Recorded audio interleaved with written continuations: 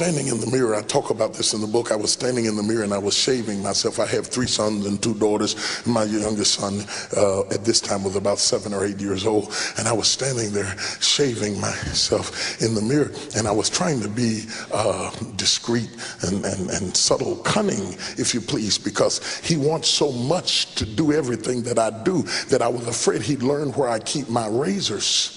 And something that would be a blessing for him later, if he took it too soon, he would skin off of his face to the point of bleeding because he took a good thing at the wrong time. Isn't it funny how something can be good only if it's given at the right time? And so I was having this moment with him and trying to talk to distract him, and I was looking in the mirror at him and he was looking in the mirror at me. He's standing here, I'm standing here, the mirror's right here. And when I looked at him, I was looking at what I was. And when he looked at me, he was looking at what he would become. And my heart went out for all of the young boys who have spent their lives looking in front of a mirror for the image of a father that they never saw. And having no real reflection of masculinity, they just allowed anybody to paint whatever face they wanted on the wall, and they became what was painted on the wall they saw. And Dexter said to me, you know, he's already started preaching. He's not quite, he's going to be 10 this weekend, and he's already preached his first sermon. And he looked at me and he says, Daddy, I said, what, Dex? He said, you're everything I want to be. The kind of thing that when your kid says it to you, you want to buy them 5 Nintendos, a set of big wheels, and a trip to Disneyland. Come on, men, you know what I'm talking about. I mean, your chest swells out. You work out in the gym. You get muscles, triceps and biceps everywhere. You say, yeah. Oh, yeah. But before I could really brag, I thought to myself, yeah, but you don't know everything I am. You have seen a very censored, strained impression of what I am. Talk to me in 20 years after you found out that Superman is Clark Kent. Talk to me after you have seen me tired and weary or angry or moody or make a wrong decision or a wrong turn. And if you can feel that way knowing my fallacies, then your admiration will cease to be a fantasy, and then I will be comforted by your compliment rather than pressured to perform and live up to what you think I am.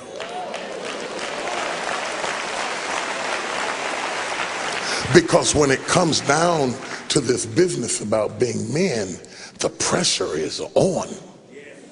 I mean, the pressure is on, ladies. Let me tell you, the pressure is on from little boys to teenagers to early 20s. All your life, the pressure is on. And don't think getting saved cuts it off. It's still on when you get saved, because now you're trying to figure out how to be a man. Now you got to figure out how to be a man of God. Now there's some pressure. There's some pressure at all times and in all places. And don't you dare get anything wrong, because there's always a critic standing around there to tell you what you got wrong. It's real pressure. To be Superman is work. It's hard to be Superman 24/7. What do you do when Superman gets or runs into kryptonite, or finds himself in a cave of disparity, and all of a sudden he's in trouble? What do you do when Superman loses his job or his kidneys? What do you do when Superman runs into a crisis in his life and he's trying to maintain an image so that he doesn't disappoint anybody, but deep down inside his whole life is falling apart and nobody knows it? Such is the case in my text tonight. Elijah is God's great man of faith and power, but he has run into a real calamity, A calamity so strong and so intensive and so inclusive that it has driven him into a cave without a knife, without a gun, without a war, without one soldier or one chariot. Just gradually, day by day, he erodes back into a cave. I'm amazed because I am convinced through the Holy Spirit that the enemy is trying to destroy men. And when men die, we don't die like women. We die quietly. We don't say a word. A woman says to me the other day, she says, my husband came to me and asked for divorce. She said it was 3 weeks after our anniversary. She gave me roses on my anniversary, and 3 weeks later he asked me for a divorce. Because women think that if you manifest outward signs, you are inwardly happy. But a man can perform outwardly and be inwardly miserable, and the woman never have a clue of what's going on. When I started writing, I thought that I would write to men only because I just wanted to call together groups of men and minister to men. But when I found out how women understood about men, I thought we had to open up this conversation and allow the daughters of God to hear this conversation too. They don't know. To my surprise and my chagrin, most women, all they've ever been taught about men, they learn from other women. Just walk through the grocery store and look at the Woman's Today and the McCall's magazine and the Essence and Ladies Today and fashion magazines with all of your hats and hairdos and 7 ways to rekindle, 5 ways to make yourself attractive, 10 ways to make yourself look like you've lost 10 miles. These are what men really want. This is what really, notice that the articles are written by women. Or the conversations around the coffee pot when you sit with your other girlfriends and you say, girl, you know how men are. Or the mamas who taught you about men based on her experience with her man, and you took the shoe that she gave you for her man and put it on your man's foot, and never recognized it was not your mama's husband.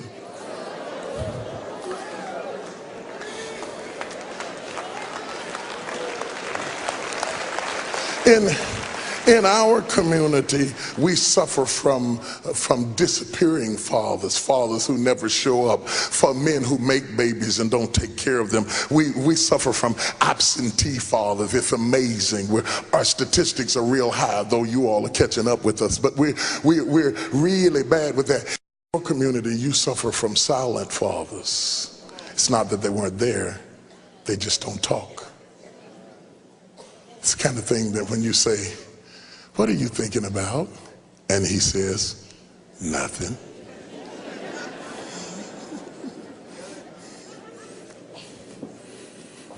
And it is this mysticism around masculinity that leads to the destruction of our daughters. Mystified about masculinity. Hungry for male attention, they seek the attention in inappropriate ways and fall prey to mistakes that we as parents try to cover. Oh, have another chicken wing.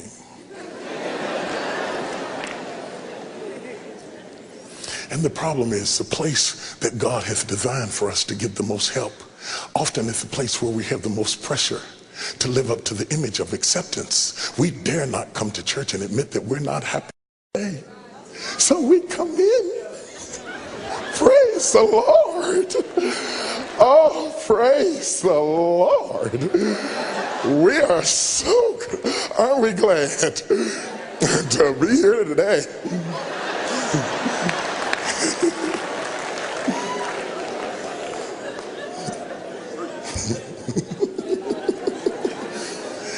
And it makes as much sense as going to the doctor's office and never being willing to disrobe. I want you to treat me while I hide. Make me better, but I won't tell you my symptoms. Because then you go in the doctor's office, how are you, Nellie? I'm fine. What are you doing here? I mean, it's like going into the emergency room and you drive up in the emergency room, you leap out of the car and you run in and say, all is well.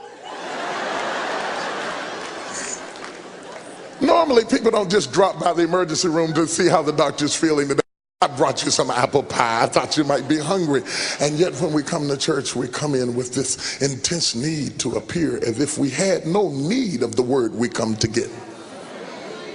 Then why then do we come? For Jesus was not attracted to people that were not sick. Jesus said, they that are not sick don't need a physician. Jesus hung out with some of the most questionable people in situations that would make the church turn up their nose. Jesus hung out with people that got him in trouble with church folk because Jesus cared enough to get his hands dirty and get down in the muck and the mire of real life situations.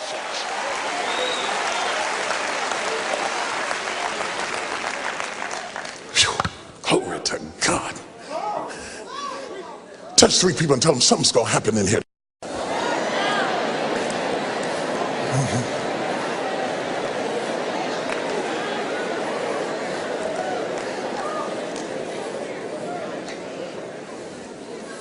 The divorce rate in the church is about to exceed, if it hasn't already, the rate of divorce in the world. And we pray for people, anoint them with oil and tell them, go on, God bless you, you're fine. It's not that simple. Or we give them simple solutions, simple solutions. Simple solutions like, you just need to communicate more. But what we don't tell people is that we don't speak the same language. Clearly, we do not speak the same language. Women talk in circles. They do. That's not a criticism, that's an observation. When something is worrying a woman, she talks around it. It's not what she's talking about, is not what's on her mind. She hadn't hit the runway yet. It's like a plane circling the runway. She's gonna go around it about 3 or 4 times, and then she's gonna land on the runway in a minute. Women talk in circles, men talk in straight lines, just straight to it. Women talk in circles. And that's why when you answer her while she's circling, she gets upset, because what you answered her about is not even what she's worried about.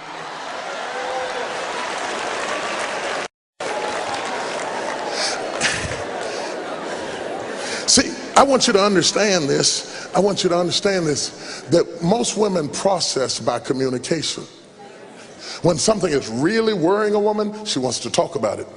And when you come to us and say we need to talk about it, we would rather pull our lip over top of our head and jump in hot chicken grease.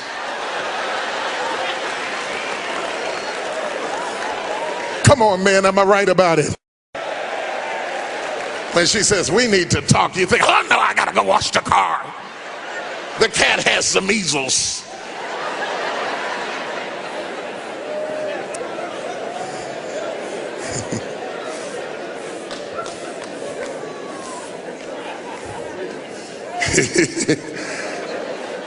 We don't like to talk. We don't like to talk. Not open confrontation, not with y'all. First of all, y'all remember everything. Yeah, you said it. You were standing over there, you had on those blue jeans and a white t-shirt, and you were eating a strawberry ice cream cone. I remember it. It was Tuesday. It was 3 o'clock. He can't remember what he had on, whether he was standing there or not. So he said,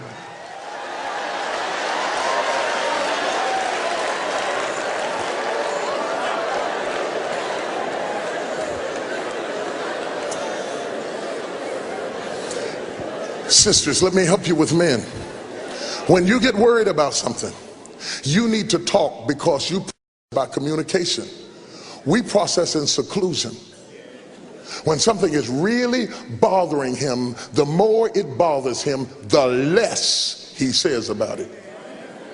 This is what leads to arguments, because you say, as you circle around the runway and he says absolutely nothing, then you say, that's what gets on my nerves about you, always sitting there with that remote control in your hand. Did you hear what I said about these kids?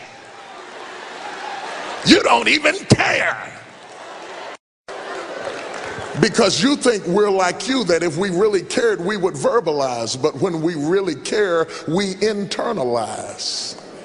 And our silence doesn't mean that we don't care. It means we're equally as worried as you are. We just process it differently. That's why the problem that you bring to him on Monday and can't get anything out of his mouth about, on Thursday evening, he comes to you and says, you know that thing you was telling me about the other day? Because that means that all day Monday, all day Tuesday, all day Wednesday, he was in a cave processing what he thought ought to be done about it. And by Friday morning, he shows up and comes up to you. Now he's ready to talk. And you look at him and say, what are you talking about?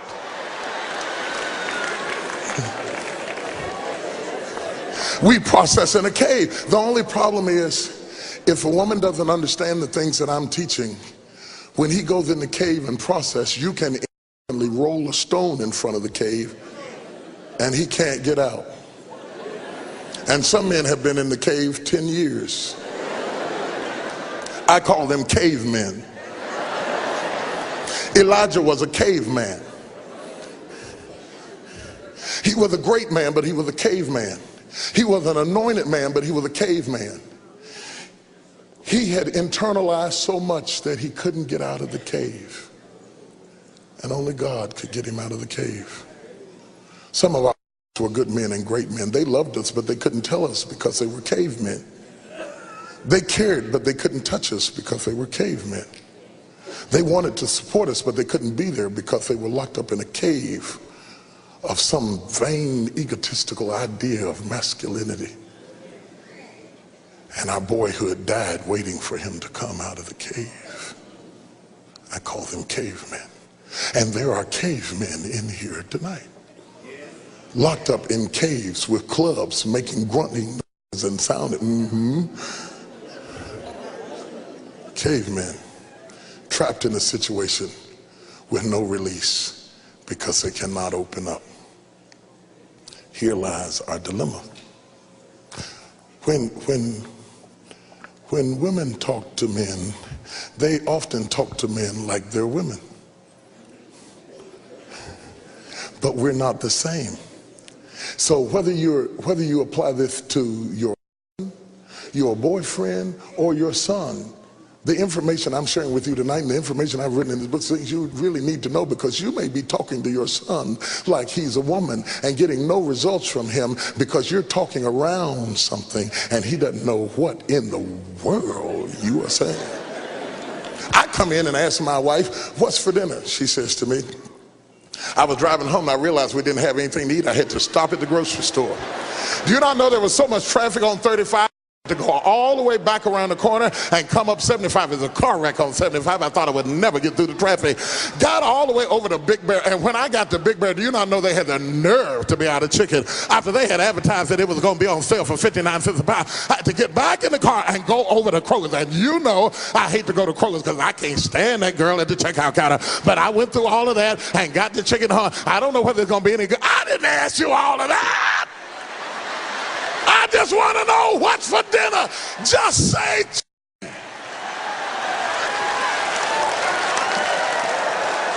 come on, fellas, don't leave me out there by myself.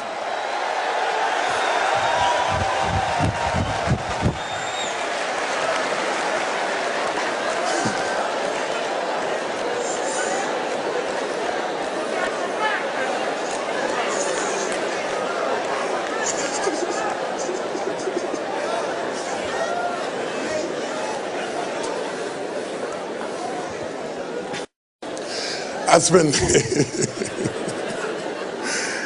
only spent a few chapters talking about men and women. I spent a few chapters talking to men about having a friend, a good male friend. I know in the church it has become cliche to say that your spouse is your best friend, but I challenge us to rethink that, because marriage is somewhere beyond friendship. Marriage is a celebration of oneness, not two-ness, oneness. It's really deeper than that. See, you cheat on a friend. Marriage is a deeper covenant that I understand what we mean by it, but in reality, you need to irrigate your life with friends other than your spouse. there are some things that you as a man, in fact, I really use David as a syllabus to talk about all of this issue, and I'm just giving you a brief synopsis tonight, but I believe that David would have never been king had he not found Jonathan. The anointing was not enough to bring him his kingdom. There are many men in this room who are anointed right now, but until you find Jonathan, somebody that you can cross-pollinate with and challenge with and exchange with, you'll never be the king you could have been had you had a friend with whom you could be transparent. David stripped himself in front of Jonathan. They traded places. They had a covenant exchange. They had a friendship that is important. And I know you say you don't need it, and you say she is your best friend, but I challenge you tonight. You know you everything. He didn't say nothing. He just went. See, you can't answer nothing like that, because if you laugh real big when you get in the car, she gonna say, "What did you not tell me?" Yeah, so I don't blame you. Don't laugh. Just look straight ahead. Look confused. Go. You know you don't tell her everything. What was that movie where it said, tell the truth, tell the truth? God said, you can't handle the truth. You tell her the truth. I'm still hurt over what you said. I can't believe you. You don't tell everything. Sometimes you need to talk to somebody where you can dump and open up and express who you are. And then women, you need friends too. You need friends too. I mean, I don't want to hear about why this pantyhose is better than that pantyhose. And for this kind of dress, you need a strapless bra and you know, the Wonder Bra. I don't really, that's too much information. Surprise me. Let me figure out what kind it is. Don't tell you. Oh.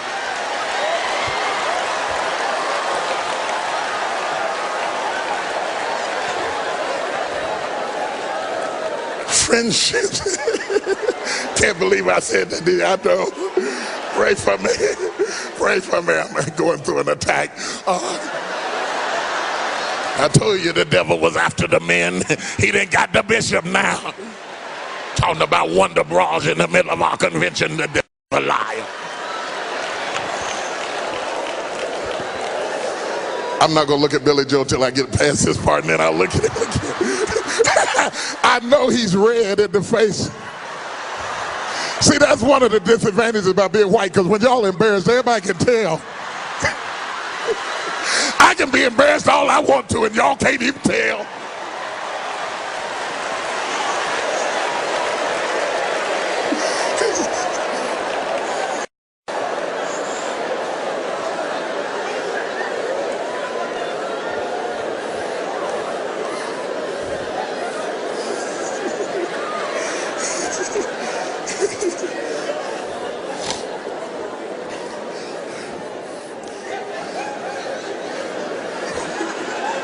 I know I'm sick. Pray for me. Y'all invited me.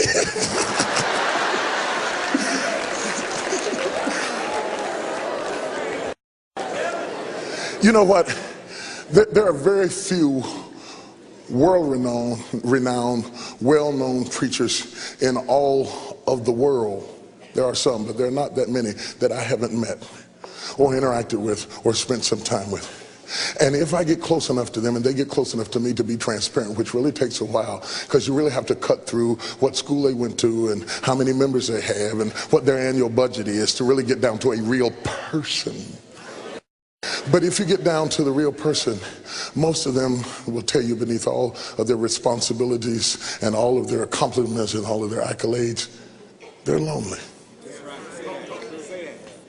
Nobody to eat with, nobody to talk to, nobody to trust, nobody who's not jealous of them, not envious of them, nobody with whom they can be transparent, nobody that they can open up and dump their concerns about their kids, about their life, about their age, about their stage. They're just lonely. And because I own several businesses, I interact with CEOs all the time, executives and marketing specialists and things like that. And to my surprise, they're lonely too. I was having a lunch with a professor from a major university, and right in the middle of the meeting, while we were talking about getting grants and student loans for underprivileged children, for some crazy reason, I asked him, "Are you happy?" And tears leaped out of his eyes. He said, "Nobody ever asked me that."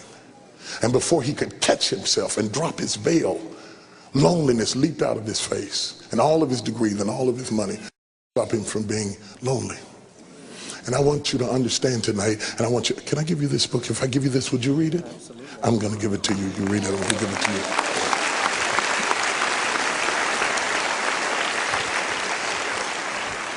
See, there's something you must understand, that God first tells you about men. The very first thing God tells you about men after he made him, he looked at him and said, it's not good for him to be alone. We don't do alone well. We don't do alone well.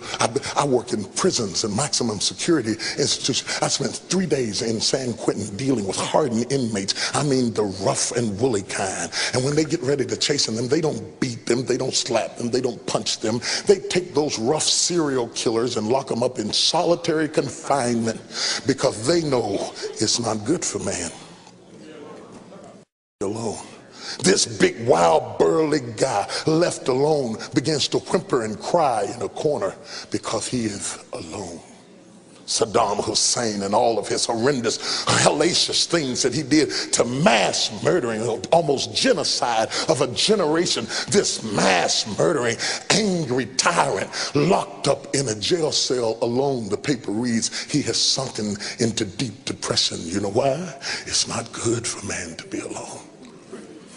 It's not good. And the only problem with aloneness is be alone in a crowd. We can be alone, surrounded by people. We can be alone and be successful in business, and we can be alone and be married, and we can be alone and make love, and we can be alone and have children and never breathe a word of it secretly and silently. He roads away like the banks of a river without ever saying a word to anyone, and nobody ever knew that the man was alone. One day he takes and he never comes back, or he does something crazy in the middle of his life, like becomes an alcoholic or getting strung out on prescription drugs or some other kind of medication. Everybody's shocked. Can you believe that Deacon Wilson did all of that? And nobody knew that all of the time that Deacon Wilson was folding up chairs and hanging up stuff, that he was secretly alone.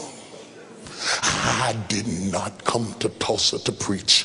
I came to Tulsa driving an ambulance because God sent me here to go and get his sons, his daughters, and command a release of captive souls who are living their lives in solitary confinement, quoting scriptures all the while, but locked up in a tomb of aloneness. Rich as you please, CDs and stocks and investments and annuity do not stop you from being alone. Adam had a job, but he was still alone. Elijah is in trouble in the cave, and most of his problems is that he is alone. God said, you need a protege like Elisha. You need to anoint Hazael to be a king. You need to surround yourself with other great men. Cross-pollinating eases the soul, brings out creativity, makes you more fruitful. It is not good for man to be alone. As wonderful as you are, and as much as you've done by yourself living in your cave, you would have been more if you would come. You would be better if you come out. And the enemy wants you to stay in your cave, and he will roll a stone in front of you to keep you in there, and you'll die in silence, and even people who love you will never even know that you lived the last 20 years in a cave.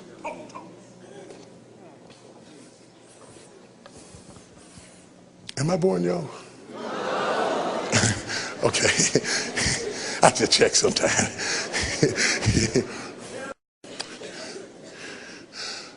I wrote Emotions because I thought that it was God's will to reach his would-be kings, because you are a king and you don't even know it. David thought he was a shepherd boy. That boy was not a shepherd boy. That job was just training for destiny. He was a king and he didn't even know it. Mothers, hear me well. You mothers, particularly that have sons, there is a king king in every kid. Oh God.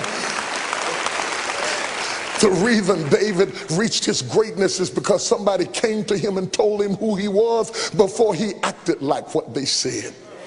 God said, I found a man who's after my heart. And Samuel almost anointed the wrong son in Jesse's house, is that he was looking for grown folks, but God was talking about a boy, because God calls those things as though that are not as though they were, because he knows he has the power to make it become what he says. So God doesn't wait till you get there to call you something that it doesn't appear that you are, because God knows that it's down in you, and before it's over, he's gonna get it out of you. And when we look for kings, we look for people who have already arrived. But when God looks for kings, he looks for kids. Because God knows that there is a king in every kid. If I have accomplished anything at all in my life, any accomplishments amidst all of my stumblings and bumblings and messing stuff up, it has chiefly been because my mother looked at me with the firm conviction when I was a child that there was something wonderful inside of me, something excellent and something great, while she cooked her biscuits and put them in the pan and listened at me ramble. She looked at me. I said was important until I had respect for my own thoughts and my own opinion. And I worry today because nobody's listening at our next generation of kings. And when nobody will listen at you, you lose respect in your own words. And so I want to say to the young men and the young girls that are in this room, never lose sight of the king within you. Even tied up in kiddie stuff. Paul says, when I was a child, I thought of the child, I spake of the child, and understood of the child. But when I became a man, I put away childish things. Childish things then are how we think, how we speak, and how we understand. The word understand is the truth you stand under.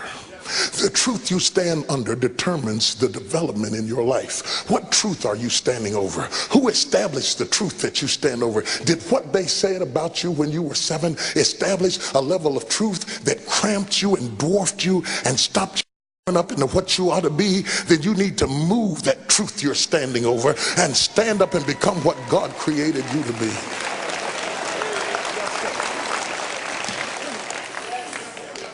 And if I sound like I'm passionate, I am. If I sound like I'm on fire, I am.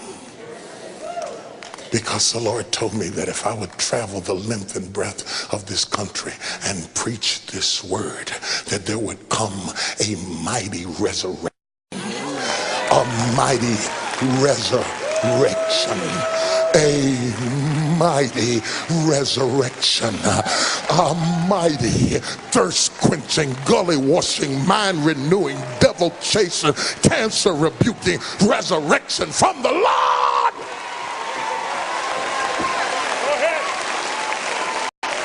You see, if our pastors and leaders and elders and people like me, if we never kill another giant, it won't matter. We've killed our giants. The next giant killers are you all. You are the giant killers. You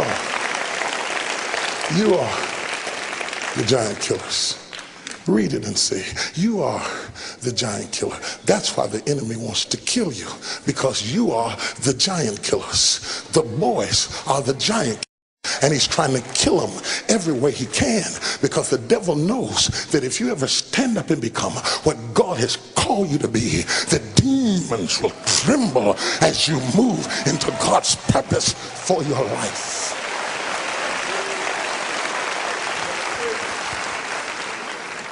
Hallelujah. Throw your hands up and say, I got to get out of this cave.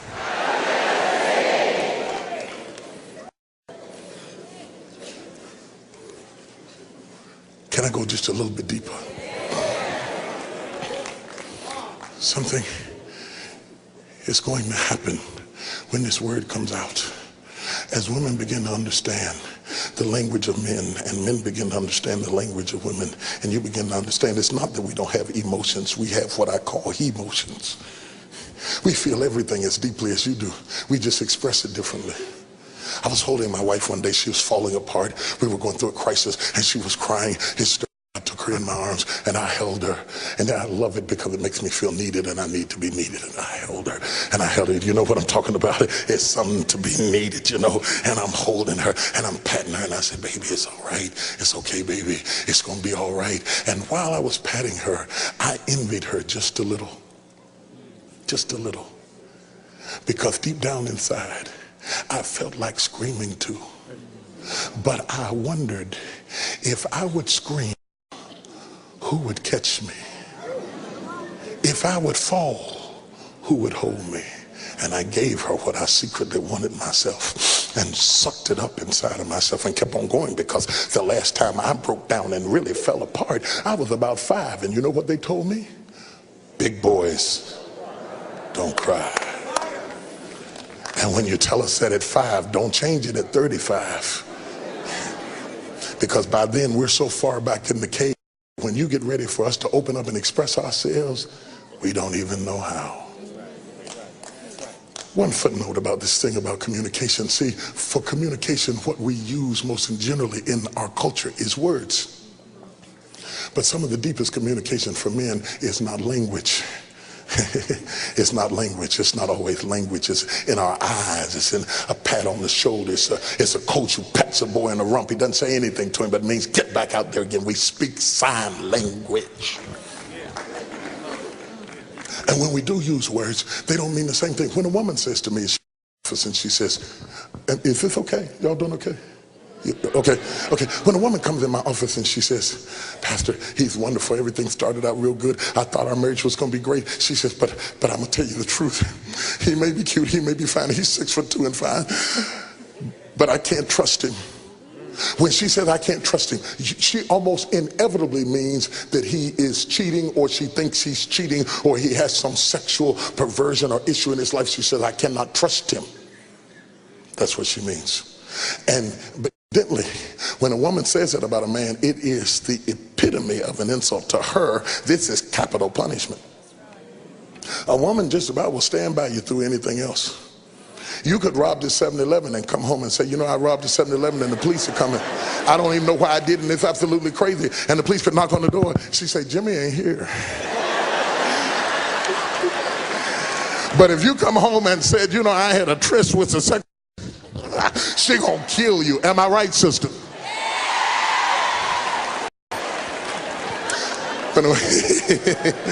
So stop telling us it's the sin of it. It's not the sin of it. It's your value system. Sometimes it's our value system. I'm not saying it's wrong. It's just our value system, because adultery tears a house. It tears a heart. I understand the seriousness of the issue quite clearly. I do. I really do. But when a man comes and he says to me, Pastor, I'm telling you, man, you don't know her. I'm telling you. You don't know her. You see her in church. I'm telling you, you don't know her. He says, I can't trust her. He generally does not mean infidelity, because we feel about our hearts the way you feel about your body. That's why Proverbs says, the heart of her husband does safely trust in her, that he has no need of spoil. You know what the hardest thing it is for a man to give you? Is his heart. It's hard, because if you break my heart, you've broken me. You understand what I'm saying? So we try to guard our heart. I'm still not sure I asked Sister Jakes to marry me. I think that's what I was trying to say.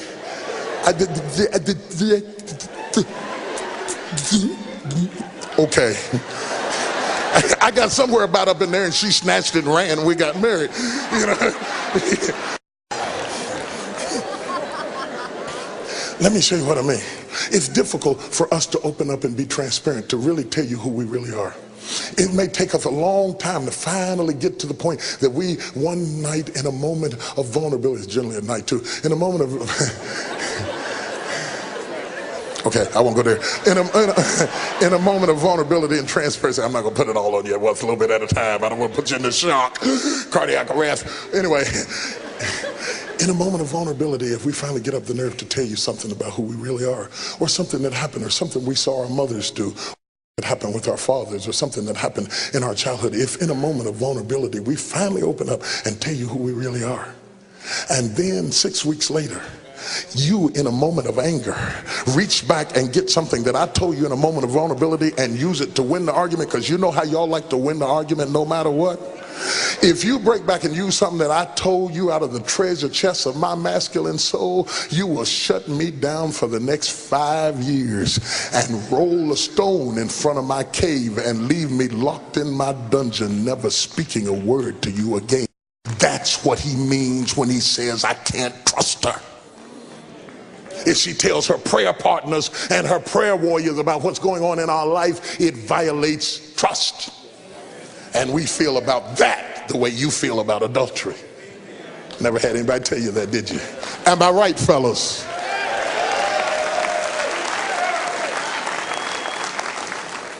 I hasten to a close, but and in one moment give you everything that I've spent 1.5 years writing, but there are some things that you need to understand there. My brother has a motorcycle, and I think it's midlife crisis, but he gets on the motorcycle, ties a red rag around his head and jumps on a motorcycle, a Harley or something, and he puts his wife on the back, and his wife he looks like me, almost exactly like me. He's bald headed and got a great goatee and everything, with big old head. We got the same mom and the same daddy, and we look just about alike.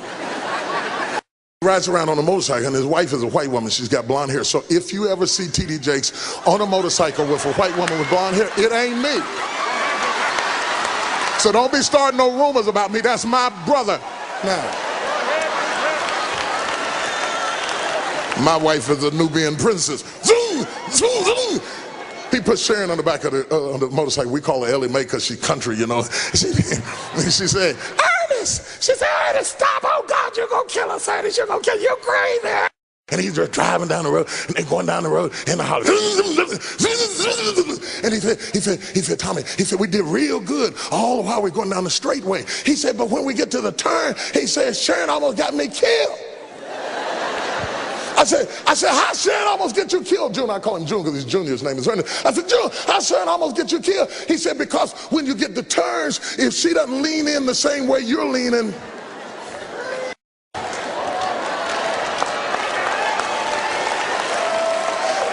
you can't make it through the turns. And suddenly I figured out what was going on. That's why people have been married 20 years and then suddenly get a divorce. That's why you do real good with your son until he gets about 11 or 12, and then all of a sudden he becomes unmanageable and you can't deal with him. You can't figure out what happened to him. You're losing us in the turns. Whenever a man goes through a change, it's a turn. And if you go this way and he goes this way, the relationship goes that way. And you're losing us in the turns. And so I tried to tell you in the music and in the book to watch out for the turns.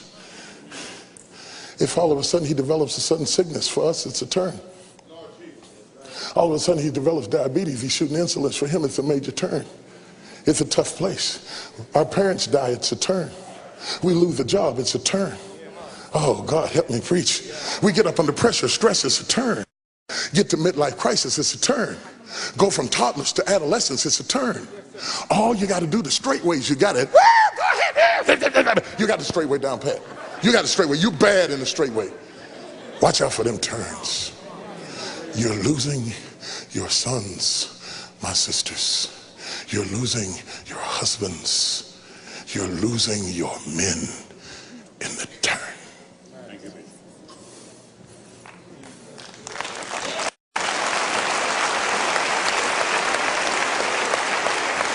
Two things I'll tell you and I'll get out of your way. When I first started pastoring my church, I tell you it was something, oh God, I got down to Dallas. I was 38 years old and crazy. I jumped down there, I was casting out devils and calling altar calls for witches and all kinds of crazy stuff. I just crazy, country and crazy. I just jumped down there. I knew I wasn't going to be young much longer. If I was going to get it, I had to hurry up. But like me don't want to start over now. So I was casting out devils and praying for people, rebuking demons and healing the sick, almost raising the kind of stuff like that. And this woman gets up and she got her son, I think he's maybe 9 or 10 or something like that, and she grabs him by the arm and she brings him down to the altar, and she comes down the altar, and this is the way she does, because this is the way a lot of church people do when things get crazy. She comes, I said, what's the matter? What's the matter? She said, he got a demon. He got a demon. He got a demon. Cast the devil out of him. I said, why you say he got a demon? He got a demon. This is the first mistake she makes. And this is a mistake that church women often make when they face a crisis in their life. They try to spiritualize a natural problem. And so when they have a natural problem, they get more spiritual. They talk in tongues, they anoint with oil, they roll their eyes up in the head, and they try to rebuke something that we need to work out another kind of way. And she's about to lose him in the turn. If I give you this, would you read it? I'll sow it into your life. Let me tell you something. Don't lose your loved ones in the turn. She's got him in the turn, and everything begins to fall apart. And all of a sudden, look at him and I see something that she doesn't seem to see. She doesn't understand that he's gotten right at that age. He was a good little boy. He was doing fine because he understood the rules. The rules of the game were simple. Eat your cereal, say your prayers, go to bed. You're a good boy. That works good as long as we're in a safe environment.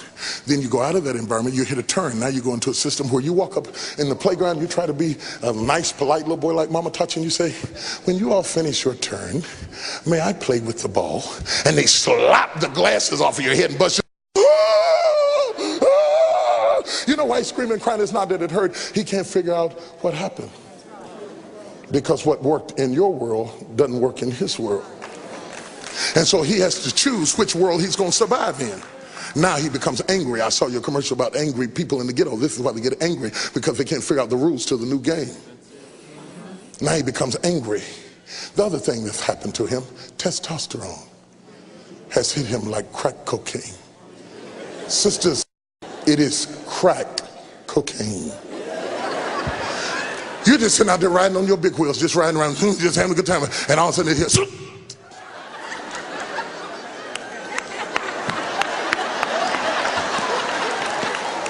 See, nobody tells y'all this. This is major.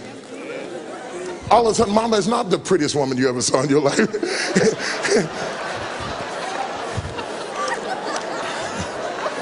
You'll get it later, never mind. Doesn't understand that she's losing her son in the turns. Watch out for the turns. You'll save your kids. I caught Jim Baker coming out of a turn. He'd just gotten released from prison. And I was one of the first clergy, not the first, but one of the first to invite him to come speak. It was very controversial back then. And I was in Cincinnati doing a Back to the Bible conference, and the reporter from the Cincinnati Herald came to me and he said, aren't you ashamed of yourself to have an ex-con come and speak to this gathering of believers? And I said, I'll answer you if you promise to write what I said. He said, I'll write it if you say it. I said, here it goes. I said, whatever he did wrong, he repented for it. And I said, whatever he did to society, he frankly overpaid for it. And it seems ridiculous to me that we would preach out of a Bible that was written by ex-cons. He said, I said, for the record, Jeremiah was an ex-con, and Pastor Moses was a murderer, and Paul the apostle was a Christian killer, and even Jesus was locked in jail.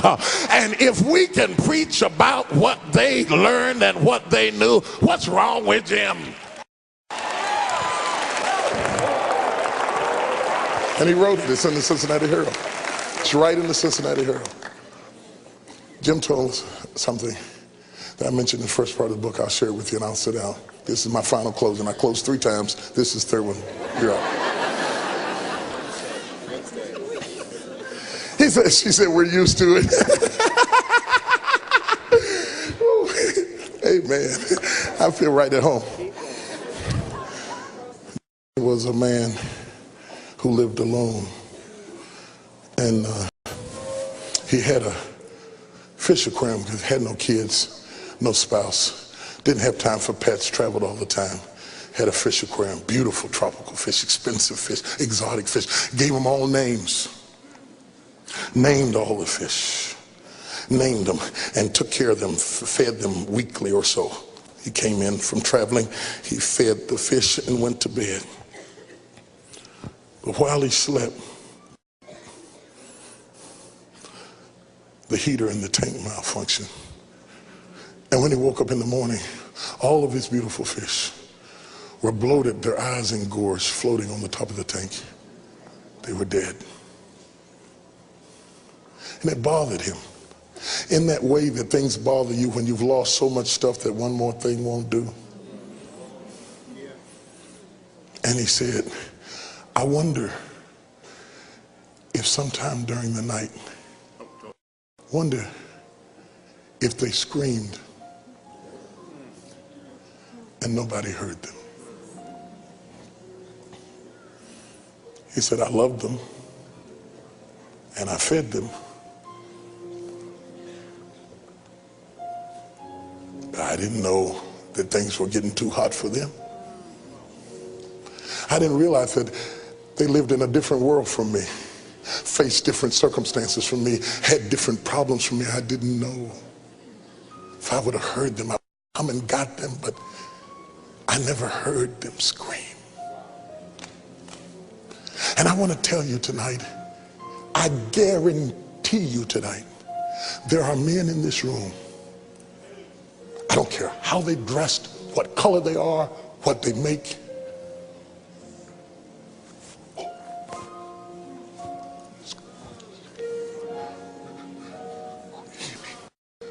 Screaming. Everybody's pulling at them. Life is closing in them. Their body's changing. Their health is changing. They've hit a turn here or there in their life, in their personal life, in their finances, in their marriage with their family. Lost their mother, lost their dad. They're in a turn and they're handling it real good on the outside.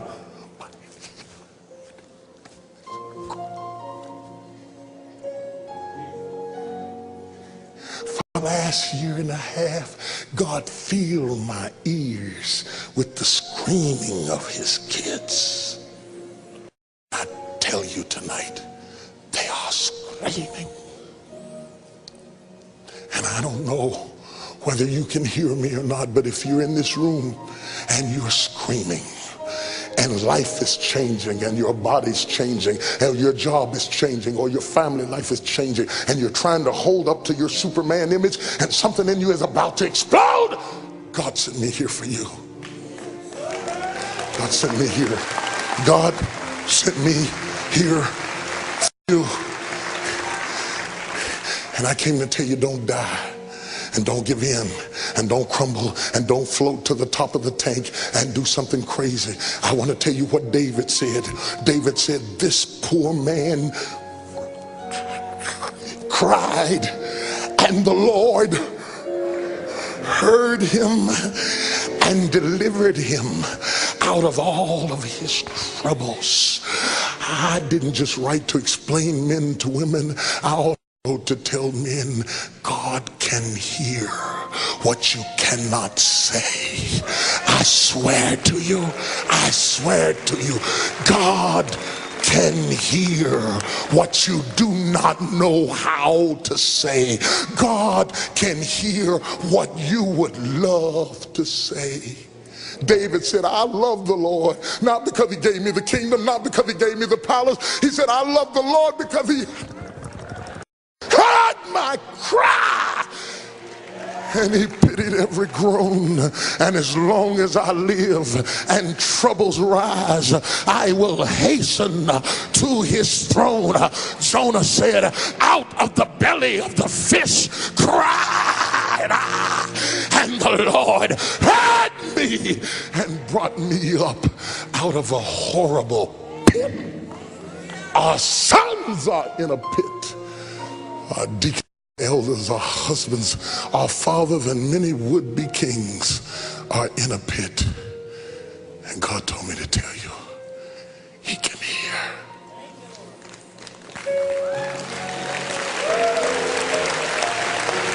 He can hear. He said, go down, Moses, and tell Pharaoh that I have heard the cry of my people. My sons are crying over what they cannot say. My daughters over what they cannot understand, and tell Pharaoh to let my people go.